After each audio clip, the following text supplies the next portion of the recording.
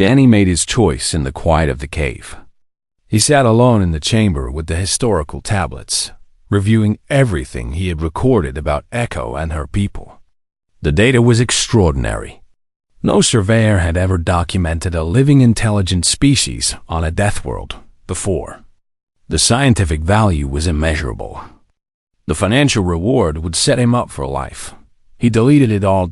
Every photograph of the beings, every recording of their language, every scan of their artifacts. Danny erased them one by one, watching the files disappear from his storage. His hand shook slightly as he worked, but his resolve did not waver. Kira noticed the activity and asked what he was doing. Danny told her he was cleaning up corrupted files. He said the cave environment had damaged some of his data. He said it was nothing important. She did not believe him. He could hear the skepticism in her synthetic voice. But she did not press the matter. Some things were better left unquestioned. Danny kept only the surface survey data. The geological samples, the atmospheric readings, the biological specimens from the exterior landscape. He kept his documentation of the storm and the crystalline formations and the armored creature that had investigated him. Everything that proved he had completed his contract without revealing what lay hidden beneath the ground. He walked back through the cave passages toward the chamber where Echo and her people lived. They gathered around him as he approached, clicking and whistling in their musical language. They seemed to sense that something had changed. Danny knelt down to meet Echo at her level. He used gestures to explain what he could not say in words. He pointed to himself, then pointed upward toward the distant surface. He moved his hand in a rising motion to show that he was leaving. Echo watched him with those enormous eyes. She tilted her elongated head and made a soft sound that might have been sadness or understanding. She reached out and touched his chest, right above his heart. Danny covered her small hand with his own. He wished he could explain everything. He wished he could tell her that he was protecting her by leaving. He wished he could promise that no one would ever disturb her people or their hidden world. But words were not possible between them. All he could offer was this moment of connection and the hope that she understood his intentions. Echo turned and disappeared into a side passage. She returned moments later carrying something in her hands. It was a small stone, carved with the symbols Danny had seen throughout the caves. She pressed it into his palm and closed his fingers around it. A gift. A memory. A piece of her world that he could carry with him across the stars. Danny held the stone tightly and felt his eyes burn with emotion. He nodded his gratitude and placed the stone carefully in a pocket of his suit. He would keep it forever. He said goodbye with a gesture, pressing his hand to his chest and then extending it toward Echo. She mimicked the movement, learning this new expression of farewell. Around them, the other beings watched in respectful silence. Danny turned and walked away. He did not look back. He knew that if he looked back, he might not have the strength to leave. The journey to the surface took several hours. Danny followed his trail of chemical lights through the winding passages until he reached the cave entrance. The world outside was calm after the storm. The sky was still cloudy, but the wind had dropped to manageable levels. He walked across the rocky terrain toward his ship. The dusty comet sat where he had left it, slightly battered by debris, but intact. Kira welcomed him home and reported that all systems were functional. She asked about his extended absence in the caves. Danny said he had found interesting geological formations. He said the caves were extensive and worth documenting. He said nothing else. He uploaded his survey data to the Galactic Survey Commission satellite in orbit. The transmission took about an hour. When it was complete, he received confirmation that his contract was fulfilled. Payment would be processed upon his return to the station. Danny lifted off from Tempest 7 and watched the planet shrink behind him. The storm swirled across its surface, hiding the secrets buried beneath. Echo and her people would continue their quiet existence, unknown to the galaxy that surrounded them. Kira asked if he wanted to discuss what really happened in the caves. Danny said there was nothing to discuss. She did not ask again. The journey back to the survey station took 3 weeks. Danny spent the time alone with his thoughts, turning the carved stone over in his hands and wondering if he had made the right choice. He had given up fame and fortune to protect beings he barely knew. He had chosen their safety over his own prosperity. He arrived at the station and processed his return through the usual channels. His payment was waiting, enough to fix his ship and renew his license with some left over for emergencies. Not as much as he would have received for discovering a living species, but enough to continue his life. Chirrut de Valoran was working the dispatch desk when Danny stopped by to file his final report. The insectoid looked up with what might have been surprise. Chirrut said he had not expected Danny to return alive. He said no one survived Class 27 Deathworlds. He asked what Danny had found on the surface. Danny shrugged and said nothing special. He said it was just rocks and bad weather and a few interesting crystals. He said the planet was hostile but manageable if you knew what you were doing. Chirrut studied him for a long moment with compound eyes that revealed nothing. Then he made that clicking sound that might have been laughter. He said humans truly were the strangest species in the galaxy. He processed Danny's paperwork and sent him on his way. Danny walked back to the dusty comet and began the repairs his ship desperately needed.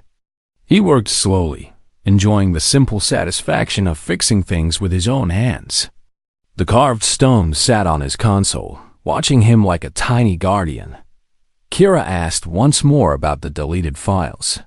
She said her log showed thousands of images and recordings erased during his time in the caves. She said she would not mention it again, but she wanted him to know that she knew. Danny looked at the stone and smiled. He told Kira that some things were worth more than money. He told her that some discoveries were meant to stay hidden. He told her that being human meant making hard choices for the right reasons. She processed his words in silence. Then she said she was proud to be his ship. She said she hoped he would continue to make such choices in the future. Danny finished his repairs and took a new job surveying an asteroid belt in a nearby system. Easy work, safe work. Enough pay to keep him going until the next opportunity came along. He never returned to Tempest 7. He never told anyone about Echo or her people. He carried the secret with him across the stars. A burden and a treasure that belonged to him alone. Years later, when other surveyors asked him about his Class 27 experience, Danny always gave the same answer. He said it was just another job on just another world. He said nothing remarkable happened there. But sometimes, late at night, when he was alone on his ship, Danny would hold the carved stone and remember. He would remember the blue light of the fungi and the enormous eyes of a small being who trusted a stranger. He would remember the choice he made and the life he protected, and he would know, without any doubt, that he had done the right thing. Some discoveries are too precious to share. Some secrets are worth keeping forever. And some humans journey to Class 27 Deathworlds, not for money or fame, but to find out who they really are. Danny Marsh was just a surveyor trying to make a living. But in the darkness beneath Tempest 7, he became something more. He became a guardian of the hidden, a keeper of secrets, a human who chose compassion over profit and proved that humanity's greatest strength was not survival, but the capacity to care for others across the vast emptiness of space. The stone sat on his console, a reminder of a promise he would keep until his dying day. Danny woke from a brief sleep to find he was not alone. Shapes moved at the edges of his helmet light, darting between shadows like ghosts. He sat up quickly and pressed his back against the cave wall. His heart pounded as he tried to make sense of what he was seeing.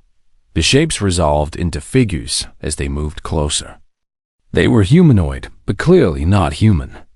Their bodies were thin and pale, almost translucent in the dim light. Their heads were elongated, matching the skulls of the preserved remains he had found earlier. Their eyes were enormous and dark, designed for life in minimal light. Danny counted at least 8 of them. They surrounded him in a loose circle, watching from a distance of about 5 meters. They carried simple tools made from bone and stone. Their movements were cautious, but not aggressive. The extinct species was not extinct. Descendants had survived. They had adapted to life underground and continued their existence hidden from the hostile surface above. Danny raised his hands slowly and showed his open palms. The gesture was universal among humans as a sign of peace. He hoped these beings understood something similar. The figures did not attack. They watched him with obvious curiosity, their large eyes reflecting his helmet light. One of them, smaller than the others, took a hesitant step forward. It made a sound, a series of clicks and whistles that might have been language. Danny remained perfectly still. He spoke softly, knowing they could not understand his words, but hoping his tone would communicate his intentions. He said he meant no harm. He said he was a visitor from another world. He said he came in peace. The small one took another step closer. It reached out with a 4-fingered hand and touched Danny's suit. The contact was gentle, exploratory. It felt the texture of his environmental gear and examined the lights on his helmet. Danny let it happen. He kept his hands visible and his body relaxed. Any sudden movement could be misinterpreted as a threat. He needed these beings to understand that he was not dangerous. More of them approached as their courage grew. They touched his arms and legs and examined his equipment with fascination. They made sounds to each other, their clicking language growing more animated. Danny felt like a curiosity, a strange creature from an impossible place. He decided to try communication. He lowered himself slowly to the ground and used his finger to draw in the dust. He made a simple shape, a circle. Then he pointed to himself and drew another circle next to it. The small one watched closely. It looked at the shapes, then looked at Danny. Understanding seemed to flicker in its enormous eyes. It crouched beside him and used its own finger to add a 3rd circle to the pattern.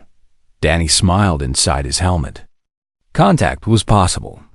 These beings were intelligent and curious, just like humans.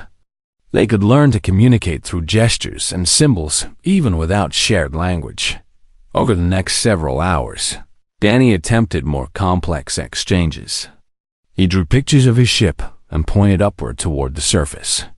He drew images of the sun and the storms. He showed them photographs from his suit computer, pictures of other worlds and other species. The beings responded with increasing enthusiasm. They showed him their own symbols, scratched into stone tablets they carried.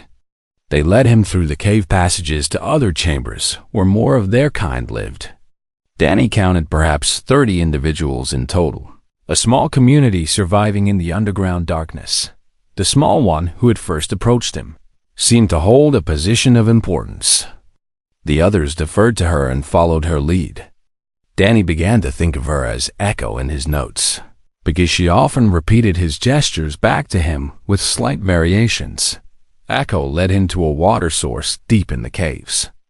A stream flowed through a narrow channel, its water clear and cold. She showed him how her people collected it using carved stone containers.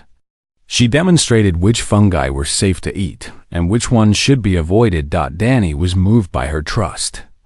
These beings had survived for countless generations by hiding from the surface world. They had never encountered anything like him before. Yet they welcomed him into their home and shared their knowledge freely. He learned more about them through observation and simple communication. They lived in family groups that shared responsibilities for food gathering and childcare.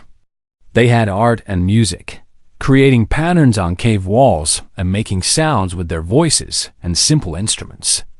They had memories of the surface world, passed down through generations in stories and symbols. Echo showed him a chamber filled with historical records. Stone tablets covered every surface, each one carved with symbols that told part of their history. Danny photographed everything, though he could not read the language. Somewhere in these tablets was the story of how they had survived while their civilization above ground perished. The beings seemed to understand that Danny came from beyond their world. They pointed upward when they looked at him, making sounds that might have meant sky or outside or above. They touched his suit with wonder, feeling the materials that were unlike anything in their experience. Danny stayed with them for what felt like days, though time was difficult to track in the eternal darkness. He ate their fungi when his ration bars ran low. He slept in their chambers surrounded by curious observers. He learned their customs and showed them pictures of Earth and humanity. Kira contacted him periodically, growing more concerned with each message. She reminded him that his survey time was limited. She noted that his vital signs showed signs of extended stress. She asked when he planned to return to the ship. Danny told her soon. He told her he was gathering important data. He told her everything was fine, but he knew his time was running out. The storm had passed. His path to the surface was clear. He had collected more information than any surveyor could dream of. He had discovered a living intelligent species on a Class 27 Deathworld. The question was what to do with that. Discovery. Echo seemed to sense his conflicted thoughts. She sat beside him in the historical chamber and made soft sounds that might have been comfort or curiosity. She placed her small hand on his arm, a gesture of connection across the vast gulf between their species. Danny looked at her and felt a weight settle in his chest. These beings had survived because they stayed hidden. They had found safety in the darkness, while the surface world tried to kill everything that dared to live there. If Danny reported his discovery, everything would change for them. Scientists would come to study them. Corporations would come to exploit the planet. Governments would argue over who had rights to first contact. The quiet existence of Echo and her people would be destroyed forever. He thought about the mighty waiting for him. He thought about his ship that needed repairs. He thought about his license that would expire without payment. He thought about everything he stood to gain from this incredible find. Then he looked at Echo again. She watched him with those enormous dark eyes, trusting him completely. She had no idea what her future might hold if Danny made the wrong choice. Danny had never been a hero. He was just a surveyor trying to make a living in a dangerous galaxy. He took risks because the pay was good, not because he wanted to change the world. But sitting in that cave, surrounded by beings who had welcomed a stranger with kindness and generosity, Danny realized that some things mattered more than money. He needed to make a decision, and he knew it would define who he really was. The storm arrived faster than predicted. Danny was 4 kilometers from his ship when Kira's voice crackled through his helmet speakers with an urgent warning. The weather system had accelerated overnight.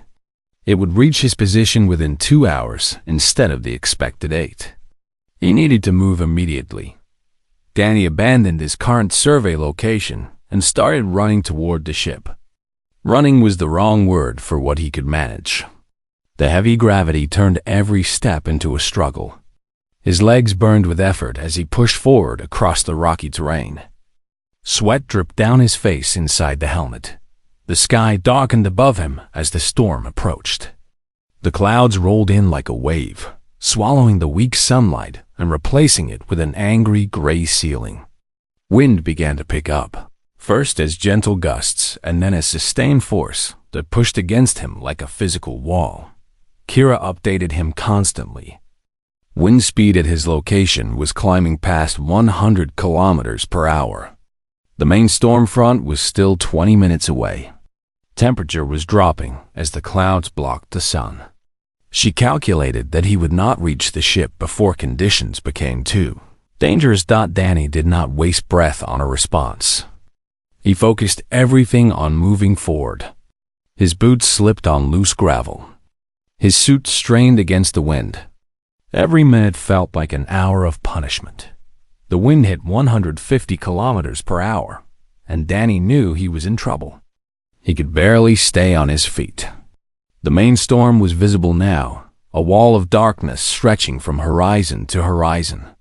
Lightning flickered inside it constantly. The sound of thunder reached him even through his helmet, a continuous rumble that shook his bones. He would not make it to the ship. The math was simple and brutal. The storm would catch him in open ground, and wind speeds above 200 kilometers per hour would kill him.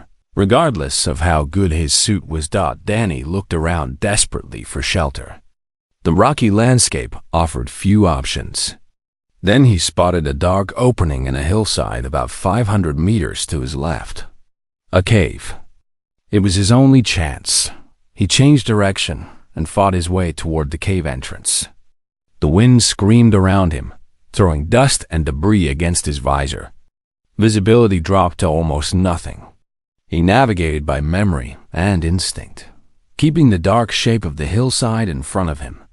The cave entrance was smaller than he hoped, barely large enough for him to squeeze through. Danny pushed inside and immediately felt the wind drop. The cave walls blocked the worst of the storm. He crawled deeper into the darkness until he found a spot where the air was still and quiet. Kira reported that the main storm front had reached his previous position. Wind speeds exceeded 250 kilometers per hour. The dusty comet was secure, but taking minor damage from flying debris. She expressed relief that Danny had found shelter. Danny sat against the cave wall and caught his breath. His muscles trembled from exhaustion. His heart rate slowly returned to normal as the immediate danger passed. He was alive. He was safe for now. He just needed to wait out the storm. His helmet lights illuminated the cave around him. The walls were smooth, carved by water over countless years. The passage extended deeper into the hillside, descending at a gentle angle. Danny's curiosity stirred despite his exhaustion. He decided to explore while he waited. Moving would keep his muscles warm and his mind occupied. He walked slowly down the passage, watching his footing on the uneven floor. The cave system proved to be extensive. Tunnels branched off in multiple directions. Some passages were too narrow to enter. Others opened into larger chambers before continuing onward. Danny chose his path carefully, marking his route with small chemical lights so he could find his way back. After about an hour of walking, he noticed something strange on the cave walls. Markings. Not natural formations or random scratches, but deliberate patterns carved into the stone. Lines and curves that seemed to form symbols or letters. Danny stopped and stared. His breath caught in his throat. These markings were artificial. Someone or something intelligent had made them. He activated his camera and began documenting everything. He photographed each section of marked wall, recording their location and orientation. The markings continued along the passage, growing more complex and detailed as he went deeper. Kira asked what he had found. Danny described the carvings and sent her images through their communication link. She analyzed the patterns and confirmed that they showed clear signs of intentional design. They were not random damage or natural erosion. Something intelligent had created them. Danny followed the marked walls deeper into the cave system. His excitement grew with every step. The survey commission paid extra for evidence of extinct civilizations. This discovery could be worth more than the entire surface survey. The passage opened suddenly into a massive chamber. Danny stopped at the entrance and let his lights sweep across the space. The chamber was enormous, at least 50 meters across and 20 meters high. Bioluminescent fungi covered portions of the walls and ceiling, producing a soft blue glow that mixed with his artificial light. In the center of the chamber stood a structure. It was built from metal and stone, rising about 3 meters tall. The design was unlike anything Danny had seen before. Curved surfaces flowed into angular edges. Symbols covered every visible surface. It looked like a temple or a monument or perhaps a tomb. Danny approached the structure slowly. His boots echoed on the stone floor.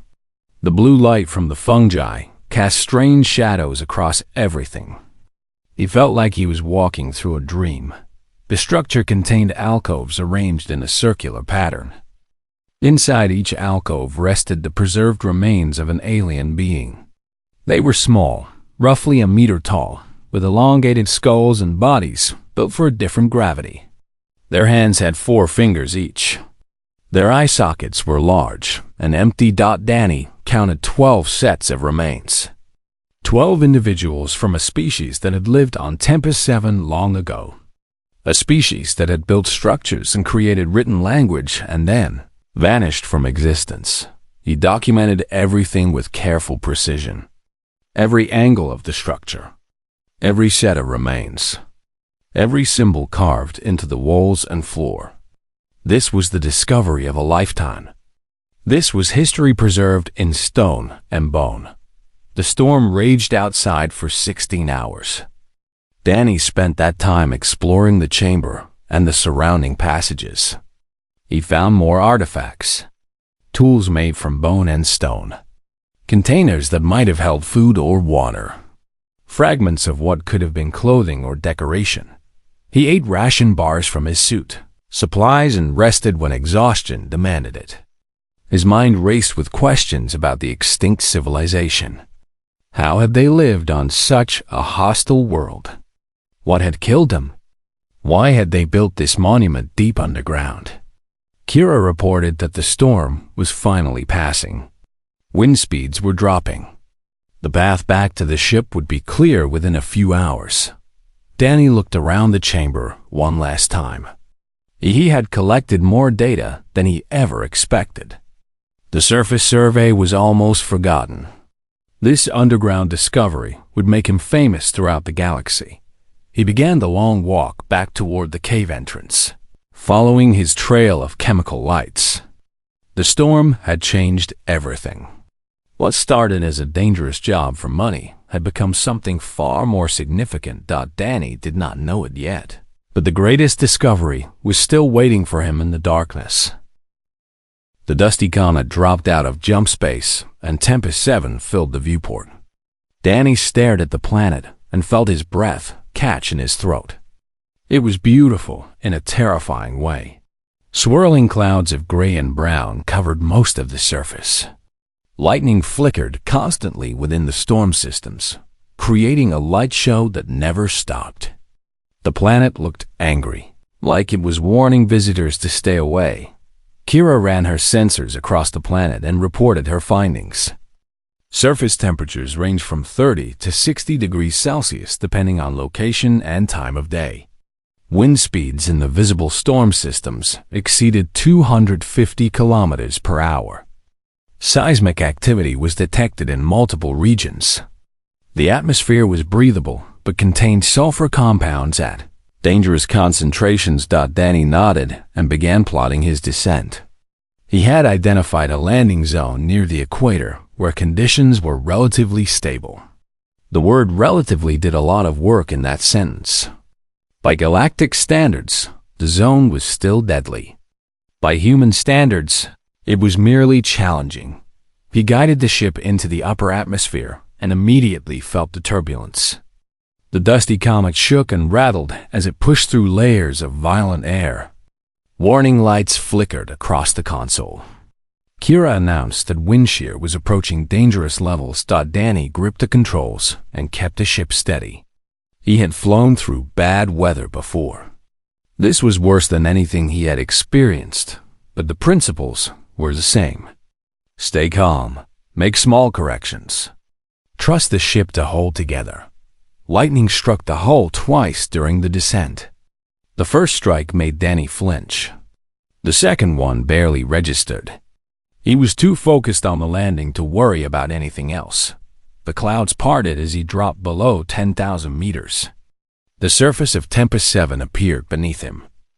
It was a landscape of black volcanic rock and crystalline formations that glittered in the dim light. Mountains rose in the distance, their peaks hidden by the ever-present clouds. Everything looked harsh and alien and strangely magnificent. Danny brought the ship down in a flat area surrounded by low ridges. The landing was rough but successful. He shut down the engines and sat in silence for a moment, listening to the wind howl outside the hull. He had made it to the surface. The hard part was just beginning. He spent an hour preparing for his first excursion. His environmental suit was the best equipment he owned, a military-grade unit he had bought secondhand from a retired soldier. It could handle extreme temperatures, filter toxic air, and withstand significant physical damage. Danny checked every seal and every system twice before he was satisfied. Kira wished him luck as he cycled through the airlock. She said she would monitor his vital signs and maintain communication as long as possible. She reminded him that the mission required 72 hours of surface activity. She suggested he pace himself and avoid unnecessary risks. Danny stepped outside and felt the gravity immediately. Every movement required more effort than normal. His legs felt heavy, and his arms seemed to weigh twice as much. He would need to conserve his energy carefully if he wanted to last 3 days in this environment. The air around him was hazy with dust and volcanic particles. His suit filters worked constantly to keep him breathing clean air.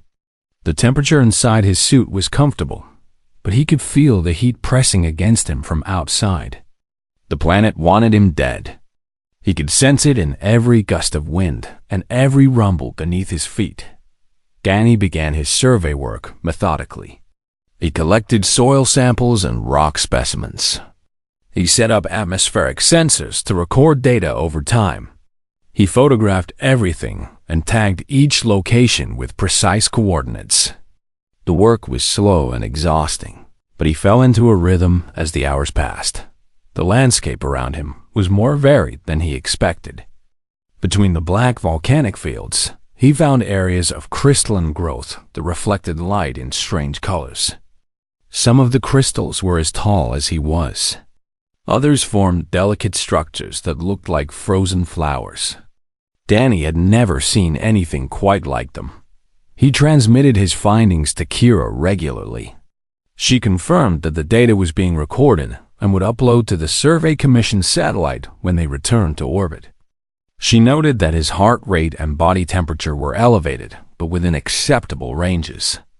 She reminded him to stay hydrated. The first day passed without major incident.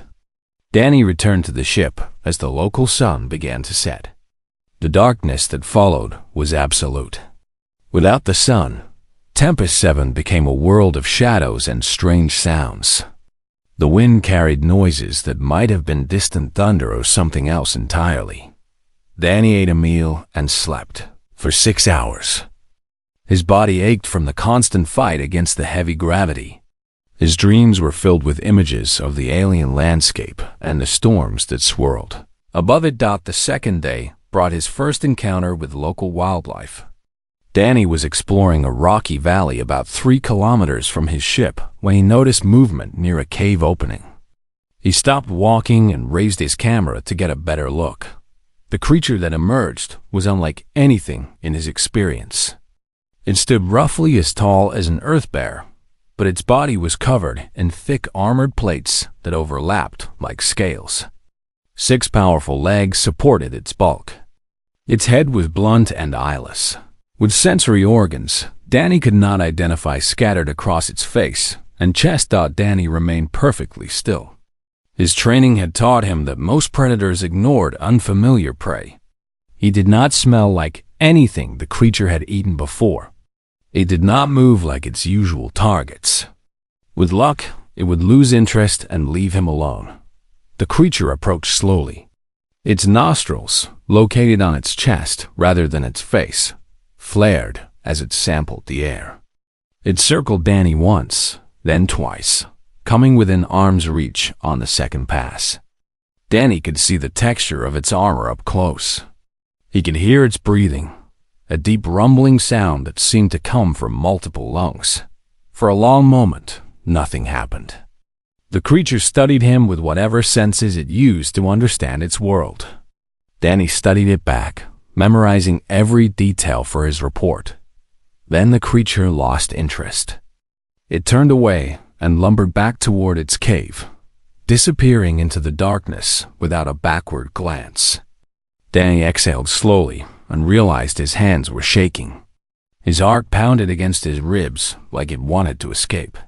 Kira informed him that his heart rate had spiked to 140 beats per minute during the encounter. She asked if he was injured or in distress. Danny told her to mind her own business. He was fine. The creature was gone. Everything was under control. He continued his survey work for the rest of the day, but he kept a closer watch on his surroundings. Tempest 7 had shown him that it was not just a hostile environment. It was a living world with creatures adapted to survive in conditions that would kill most life forms in the galaxy. Danny returned to his ship as the second sunset began. He had collected excellent data and survived 2 close encounters with the planet's dangers. One more day, and he would be done. One more day, and he could leave this nightmare world behind. He reviewed his samples and recordings while eating dinner. The crystalline formations were particularly interesting. Their chemical composition suggested they might have industrial applications. The survey commission would pay extra for that kind of discovery. Kira noted that a large storm system was developing to the north. She estimated it would reach their location within 18 hours. She recommended that Danny complete his remaining work quickly and prepare for departure ahead of schedule. Danny agreed that the timeline was tight. He planned his route for the final day, targeting areas he had not yet explored. He needed to maximize his data collection while staying close enough to the ship for a quick retreat if necessary. He fell asleep listening to the wind outside and dreaming of the money waiting for him. When this job was done, Danny Marsh stared at the numbers on his screen and felt his stomach drop. The repair bill for his ship was worse than he expected. The dusty comet needed a new atmospheric converter, fresh fuel cells, and about a dozen smaller fixes that added up to a fortune he did not have. His mining license would expire in 3 months. Without money, he would lose everything he had worked for. He sat back in his chair and rubbed his eyes. The survey station around him buzzed with activity. Aliens of every shape and size moved through the corridors, heading to their ships or their jobs or their comfortable lives. Danny envied them. Most of them had never worried about where their next meal would come from. Danny was 34 years old and had been a freelance planetary surveyor for almost a decade. It was dangerous work, but it paid well when the jobs came through. The problem was that the easy jobs were always taken by bigger companies with better equipment. Independent operators like Danny got the scraps. The difficult assignments, the ones that nobody else wanted. He pulled up the job listings on his terminal and scrolled through them slowly. Most of the available work was standard stuff. Atmospheric surveys on gas giants, mineral assessments on asteroid belts, biological studies on Class 5 or Class 6 worlds. The pay was decent but not enough to solve his problems. Then he saw it. A Class 28 Deathworld called Furnace Prime needed a surface survey. The Galactic Survey Commission was offering a payment that made Danny's heart race. It was enough to fix his ship, renew his license, and live comfortably for years. He clicked on the listing and read the details. The insurance requirement alone was more than he owned. Class 28 worlds were the most dangerous planets in the known galaxy. The survival rate for surface expeditions was measured in hours, not days.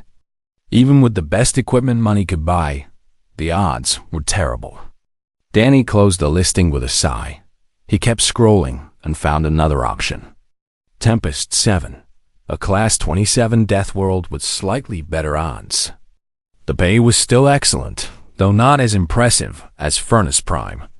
More importantly, the insurance requirement was just barely within his reach. If he emptied his savings account completely, Danny thought about it for a long time. Class 27 was still extremely dangerous. No species in the galactic community willingly landed on anything above Class 15. The risks were too high. The environments were too hostile. Only a fool would take such a job, but Danny was desperate. And he was human. He stood up from his terminal and walked through the station toward the dispatch office. The corridors were crowded with aliens who moved aside when they saw him coming. Humans had a reputation in the galaxy. They came from a Class 12 Deathworld themselves. They were tough, stubborn, and slightly crazy by galactic standards. The dispatch office was run by a Valoran named Chirik. The Valarans were an insectoid species with hard shells and compound eyes. They were known for their attention to detail and their love of paperwork. Chirik sat behind a large desk covered in datapads and documents. Danny approached the desk and waited for Chirik to notice him. The Valaran looked up after a moment, and his compound eyes seemed to study Danny with curiosity. Danny said he wanted to register for the Tempest 7 survey job. Chirik made a clicking sound that might have been laughter or disbelief. The Valoran asked if Danny understood what a Class 27 Deathworld meant. He explained that the planet had extreme weather patterns, aggressive predators, toxic atmosphere pockets, and regular seismic activity. He said that no surveyor had attempted a Class 27 mission in over 50 years. Danny nodded and said he understood the risks. He explained that he needed the money and that he was qualified for the job. He pointed out that humans came from a death world themselves and were better adapted to hostile environments than most species. Chirik studied him for a long moment. The Valaran said that humans were strange creatures. He said that most species evolved to avoid danger, but humans seemed to seek it out. He asked if Danny had a death wish. Danny smiled and said he just had bills to pay. Chirik made another clicking sound and began processing the paperwork. He muttered about humans and their insanity as he worked. He asked Danny to confirm his ship registration, his surveyor credentials, and his emergency contact information. Danny provided everything and waited patiently. When the paperwork was complete, Chirik handed Danny a datapad with the mission details. The Valaran told him that Tempest 7 was located 3 weeks away by standard jump travel. He explained that Danny would need to spend 72 hours on the surface collecting samples and data. He said that the Survey Commission satellite in orbit would receive the uploaded information and verify completion of the contract. Danny thanked him and turned to leave. Chirik called after him and said that he hoped Danny knew what he was doing. He said that the galaxy had lost too many good surveyors to Deathworlds already. Danny walked back through the station to the docking bay where his ship waited. The Dusty Comet was not a pretty vessel. It was old, patched in several places, and showed the wear of years in deep space. But it was home. Danny had bought it with his first big payout and had kept it running through sheer stubbornness ever since. He climbed aboard and sealed the airlock behind him. The ship's interior was cramped but functional. A small cockpit in front, a living space in the middle, and a cargo hold in the back. Everything a surveyor needed and nothing more. Kira's voice greeted him as he settled into the pilot's chair. Kira was the ship's artificial intelligence, a program Danny had installed years ago to help with navigation and systems management. She had developed a personality over time, dry and sarcastic but genuinely caring about Danny's welfare. Kira asked if he had really signed up for a Class 27 mission. Her tone suggested she already knew the answer. Danny confirmed that he had. He began the pre-flight checks as he explained his reasoning. He said the money would solve all their problems. He said that humans had survived Class 27 environments before. He said that he was careful and smart and would not take unnecessary risks. Kira reminded him that his life insurance did not cover Class 27 expeditions. She said that if he died on Tempest 7, she would be sold for scrap with no one to mourn either of them. Danny laughed and said he could not afford life insurance anyway. He finished the checks and requested departure clearance from the station. A few minutes later, the dusty comet lifted off and headed for open space. The journey to Tempest 7 would take 3 weeks. Danny spent the time reviewing all available data about the planet. He studied the weather patterns, the geological surveys, and the limited biological information collected by orbital probes. He memorized the locations of the safest landing zones and the most dangerous regions to avoid. Tempest 7 was a nightmare world by any reasonable standard. The average surface temperature was 45 degrees Celsius. The gravity was 1.4 times Earth standard. The atmosphere contained trace amounts of sulfur compounds that would kill most species within hours of exposure. Massive storms swept across the planet regularly, with wind speeds exceeding 200 kilometers per hour. Danny read the data and felt a strange mix of fear and excitement. This was the kind of challenge that separated humans from other species. Where aliens saw certain death, humans saw an opportunity to prove themselves. He was going to survive. Tempest 7. He was going to collect his payment and fix his ship and continue his life among the stars.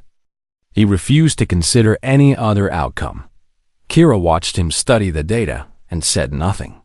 She had learned long ago that arguing with Danny was pointless once he made up his mind. All she could do was help him prepare and hope that human stubbornness would be enough to bring him home alive.